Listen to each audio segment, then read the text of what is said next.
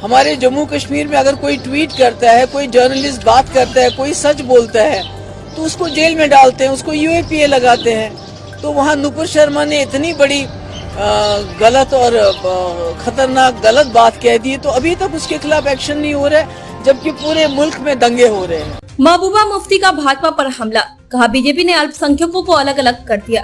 PDP अध्यक्ष महबूबा मुफ्ती ने केंद्र सरकार पर निशाना साधते हुए कहा कि जिस तरह से विरोधी नेताओं और विपक्ष की आवाज को दबाया जा रहा है, ये खतरनाक संकेत है, यह कतई ठीक नहीं है। इस दौरान उन्होंने कहा कि भारत कभी अपनी धर्मनिरपेक्षता के लिए लोकप्रिय था, लेकिन बीजेपी ने अल्पसंख्यकों को अलग अलग कर दिया है। महबूबा मुफ्ती सोमवार को प्रेस कॉन्फ्रेंस कर रही थी। इस दौरान उन्होंने नुपुर शर्मा की विवादित टिप्पणी और कश्मीरी पंडितों का मुद्दा भी उठाया। महबूबा मुफ्ती ने कहा कि अगर अल्पसंख्यक आवाज उठा रहे हैं तो उनकी हत्याएं की जा रही है, यह नफरत की राजनीति है। अगर विपक्ष कुछ कहता है तो उन्हें धमकी दी जाती है। ईडी आदि और न्यायपालिका बस देख रहे हैं। महबूबा मुफ्ती ने विवादित बयान के मामले में कहा कि नुपुर शर्मा को गिरफ्तार क्यों नहीं किया जा रहा है, उनके खिलाफ कार्रवाई क्यों नहीं की जा रही है। इसके साथ ही उन्होंने कहा कि नुपुर शर्मा ने जो कुछ भी कहा है वह जानबूझकर कश्मीरी पंडित जैसे मुख्य मुद्दों से ध्यान भटकाने के लिए कहा है।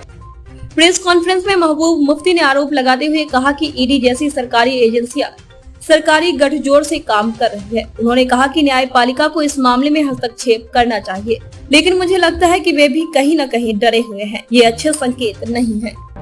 नहीं, देखिए, सिक्योरिटी का मैं समझती हूँ कि जब किसी को थ्रेट मिलता है, पहले तो थ्रेट करना नहीं चाहिए, तो उसमें सिक्योरिटी प्रोवाइड करना मैं नहीं समझती हूँ कोई ऐसी बात है। मगर उनकी गिरफ्तारी क्यों नहीं हो रही है? क्योंकि अगर आप कोई यहाँ मामूली सी बात करता है, ट्विटर पे ट्वीट करता है, मैंने देखा कश्मीर में क्या हो रहा है।